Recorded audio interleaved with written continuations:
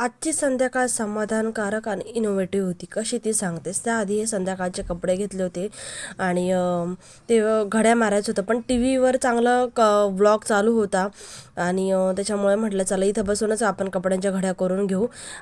कारण व्लॉग बघायचाच होता मला, कारण म्हणजे तो माझा फेवरेट नव्हता, माझ्या मुलाचा फेवरेट होता. पण मग मुलाचं बघता बघता ना त्याच्यामध्ये इंटरेस्ट यायला लागला होता. आणि हे वटाणे बघा, मी तुम्हाला एक व्हिडिओ शेअर केली होती, हाऊ टू स्टोअर वटाणे वगैरे. तर तेच वटाणे अजूनपर्यंत आहेत माझ्याने, एकदम फ्रेश आणि चांगले आहेत. तुम्ही बघू शकता. आणि असं खिचडीमध्ये, पावभाजीमध्ये आपण हे वटाणे वापरूच शकतो कायमच. त्याच्यामुळे आणि थंडीचे दिवस होते त्याच्यामुळे ते वटाणे सेव्ह करणं आणि स्टोअर करणं एकदम इझी होतं. तर मी ती लिंक देते ते खाली व्हिडिओची, जर तुम्हाला बघायचं असेल तर तुम्ही बघू शकता. आणि आज खिचडी होती मस्तपैकी, काळ्या मसाल्याची खिचडी मी आज करणार होते. कारण 2 दिवस ते सणाचं जेवण होतं, गोडधोड होतं आणि ते एकदमच हेवी जेवण होतं. म्हटलं आज मस्तपैकी खिचडीच करूया, जास्त काही करूया नाही.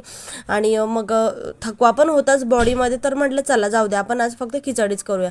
आणि मस्तपैकी मी सगळं टाकते खिचडीमध्ये, कारण देव भाज्या खायला नाही म्हणतो. म्हणून मी गाजर, वटाणे, फ्लावर, बटाटे, कोबी सगळं टाकते खिचडीमध्ये, कारण तेवढंच ते त्याच्या शरीरामध्ये जातं खिचडीच्या थ्रू तरी.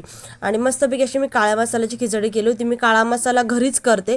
मी जमलं तर रेसिपी तुमच्याबरोबर नक्की शेअर करेल, कारण वर्षभराचा काळा मसाला, हळद, धना पावडर आम्ही घरीच करतो. आणि हाच तो इनोव्हेटिव्ह डे जो माझ्या लाईफमध्ये आज आला होता. ह्यांनी कलिंगड कापलं होतं आणि एकदम इनोव्हेटिव्ह पद्धतीने हे कलिंगड कापलं होतं.